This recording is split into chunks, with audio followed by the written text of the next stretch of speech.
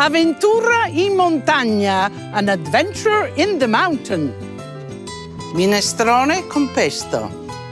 Up in the mountains, there's always that snow, that cold, and soup is always welcomed. So a nice, simple minestrone, everybody loves that. Get yourself a nice, good pot, some oil, and we begin with the onion family, some chopped onions.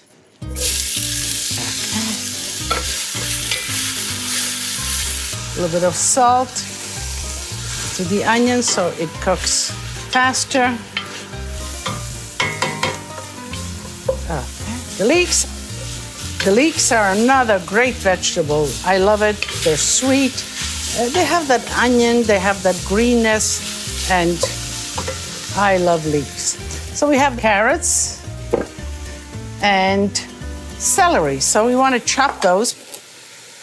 You peel them and then just cut them in cubes.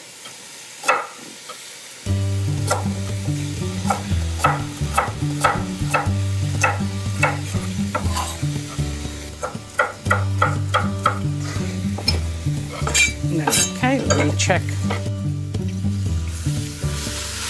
The onions are wilting. Let me just put them to one side. I'll add the potatoes on that side and let them kind of caramelize a little bit.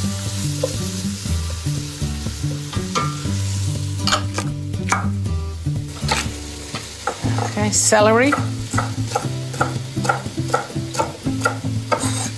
You can cut them in chunks like this, so they really remain as a chunk. We'll add that next. Let me just turn around. There we go. Ah, they're sticking a little bit, but that's good. I like that because that will give it more flavor. So now I make a little hot spot here, and I'm going to add the tomato paste. Tomato paste is just dehydrated, ripe tomatoes. And traditionally, the tomatoes that were overripe, that were not good for canning, they were kind of peeled and mashed and then drained and then put on boards like this, big boards, really chopped up in the sun. And they would spread it out like spackle, you know, and let the sun dehydrate and sweeten it. And again, collect it and do it over and over. Of course, each family would do their own under the sun. So that has the flavor, a little bit of the browning. Now we throw in the carrots and celery. Okay. I can smell the conserva we used to call the tomato paste. And you add simple water to this, of course. And if the water is hot, that makes the whole thing that much faster. So here I have some water heating, and we'll pour it right in there. Okay. So the water is nice and hot, and the soup just continues to cook right away like this. The herb that I like to flavor my soups with is bay leaves. Oh. And beans, of course, are at the basis of a soup because beans are, you know, proteins. In this case, these are the pinto beans, the dry ones. You soak them overnight in water, and these are the beans that have been soaked. So you can see that they became nice and plump. They took in the water, and this is when you put them right in the soup, and they will cook much faster. I'm not going to put any salt because salt, I think, sort of keeps the beans a little harder. But I will put a little bit peperoncino, and the salt I'll add later. We'll bring this to a high boil. This will boil for about 40 minutes. We'll cook the vegetables halfway. We'll come back and we'll add the green vegetables, the ones that are cooked in much less time. Trentino is the next region next to Friuli.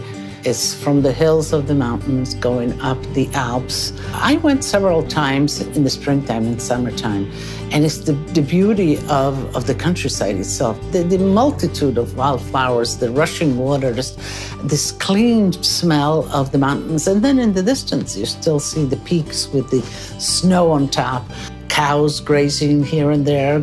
It's a very peaceful and beautiful setting. Let's check the soup.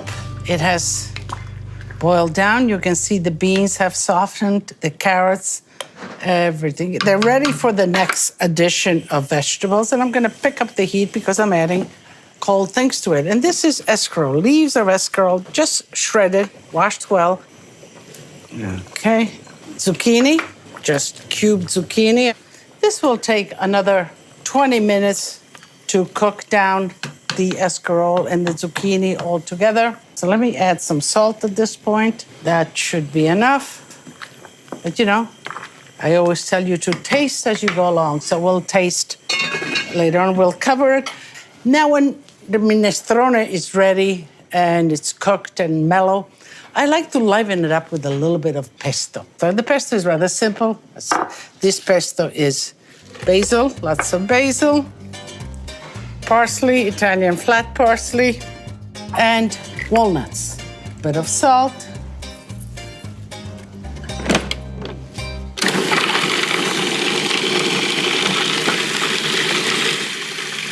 And we're gonna add some oil to this to make it a little bit looser.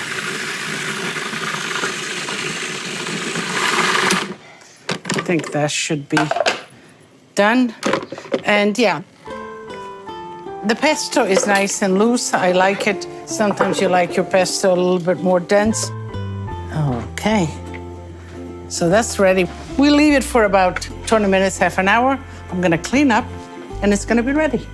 So I think we found the perfect spot. Corrado, you chose a beautiful spot. Where are we? Tell me. We are in the Italian Alps, exactly the Dolomites, and this is the Alpe di Susi, which is the highest plateau in Europe. Wow, this is really beautiful. Perfect. The birds are singing. I brought some good food and some bubbly. You open that and it's Italian spoon desserts. I showed you so many of them. And this is all ingredients from here.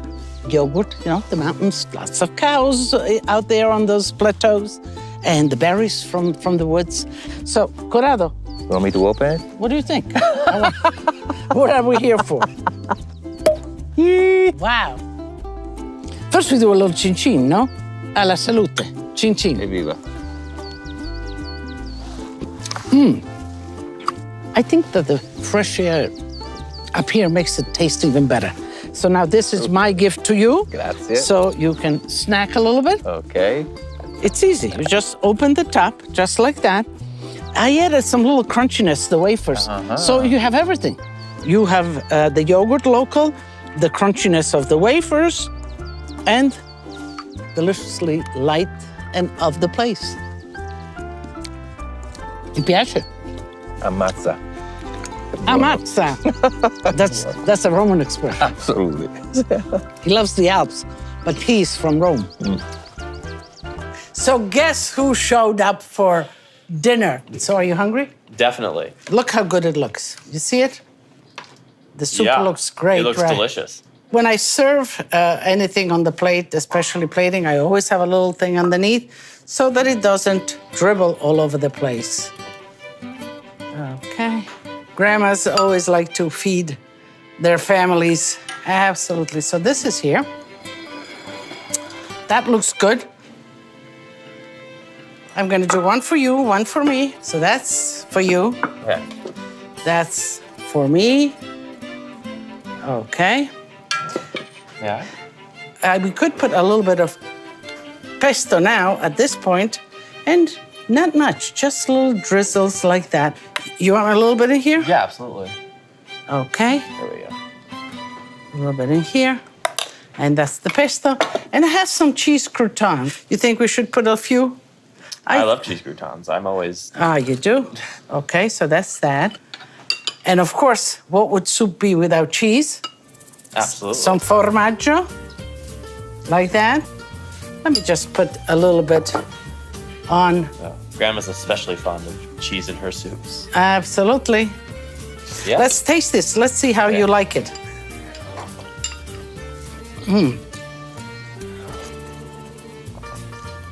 Delicious, smooth.